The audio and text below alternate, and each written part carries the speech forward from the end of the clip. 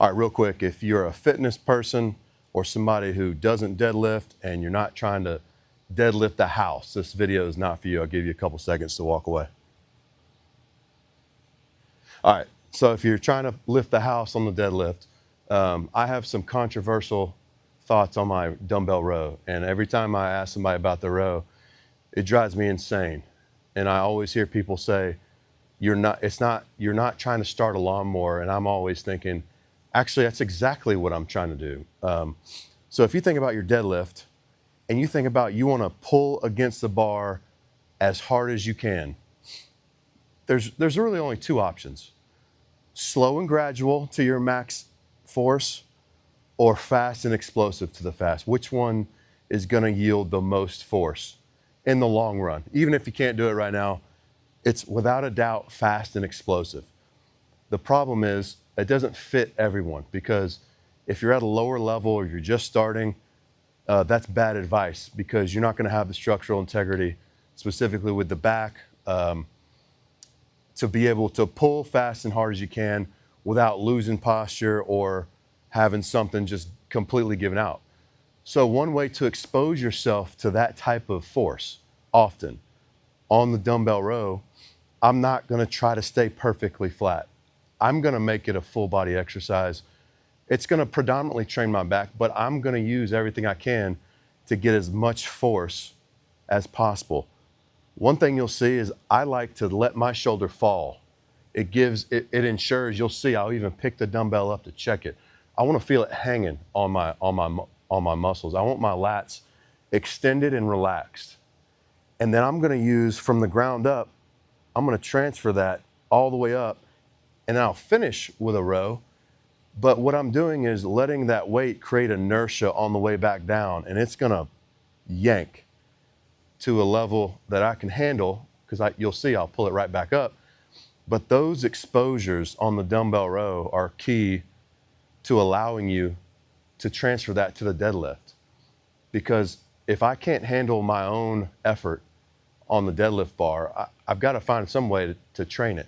And I don't think keeping my back perfectly straight, I'm on this kick right now where everybody thinks you got to be this perfectly still robot and move around your body. If you're into the strength, you've got to separate fitness goals and advice for that versus strength power. If you're an athlete, I like to train athletes this way because they act the same on the field. Everything's fast and explosive. You just have to train for it. So I'll do my dumbbell rows. You'll see I'm going to dip. I'm going to let that stretch. And mine are aggressive. The hard part for me, honestly, is the way down. And you'll see why. It might not look hard, but internally, it feels the hardest whenever I'm in the eccentric portion, which is what I want. I want that aggressive. I'm using the inertia to really pull, and then I want it to change direction quickly. So combination of that is going to really give me some nice transfer to whenever I want to grab a deadlift that's at max or higher, and I want to give everything I got. Because position's number one.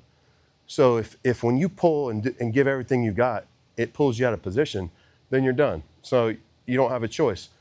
You have to train like this. You have to train pull-ups the same way. You can't train nice and docile on your accessories and then expect that to help when you need to be aggressive on, a barbell. So I'm going to do it how I do it. I like to use the bench at a 45-degree angle because I want something to grab here. And you can see I'm chalked up. I got straps. I don't want the dumbbell to move. I want it to be so far choked up. I'm not training my forearms. I don't want that thing to do anything from the shoulder down. I want everything to be back here, and that's why I use straps. Versa grips is what I have on. They're easy to secure. They're immovable, basically, when you get them on there, and it allows me to be super aggressive without the dumbbell. It's not about grip strength. It has nothing to do with it. It's a cheat. I don't want any of this to work. I want all of this to work. So that's the mindset. My dumbbell is cantered just a little bit. My feet are going to be close because I want my hips high. It gives me the ability to lean and create more leverage down here.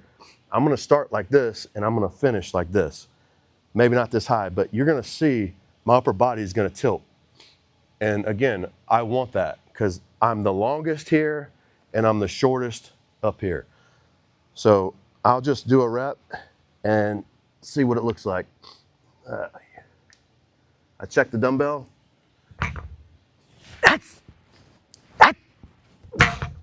That's it. So yeah, short. Yes, you have to do more sets. That's the nature of strength.